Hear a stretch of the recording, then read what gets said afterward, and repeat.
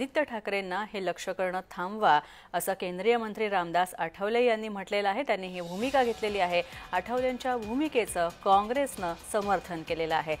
दिशा सालियान प्रकरणात ज्या प्रकारचे आरोप होत आहेत, आदित्य ठाकरे यांना आरोपी करा असं सांगण्यात येतंय। तसंच दिशा सालियान यांच्या वडिलांनी सुद्धा आदित्य ठाकरे यांच्यावर गंभीर आरोप केले होते। तसंच इतर सत्ताधारी पक्षाचे आमदार आणि मंत्र्यांकडून सुद्धा आदित्य ठाकरे यांच्यावर या प्रकरणात दोषी असल्याचे आरोप होत आहेत, विविध दोषारोप होत आहेत आणि त्यामुळे हे त्यांची प्रतिमा मलिन करणं थांबवा अशी भूमिका आठवले यांनी घेतलेली आहे।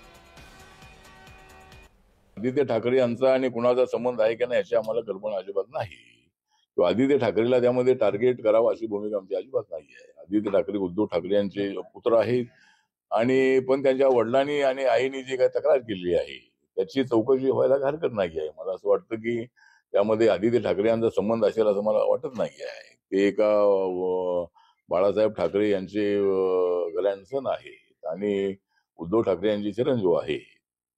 त्याची जी त्यांच्या वडिलांनी जी मागणी केलेली आहे त्याची चौकशी व्हायला हरकत नाही। 14 सालापासूनच अनेक गोष्टी घडताना आपल्याला दिसत आहेत। विरोधकांवर अनेक प्रकारचे आरोप करणं, दबाव करणं हे तर चाललेलं आपल्याला दिसतंय। खूप अनुभव सगळे घेत आहेत सगळ्या देशामध्ये। मला वाटतं का या सगळ्या गोष्टी माग राजकारण असावं असं माझं मत आहे।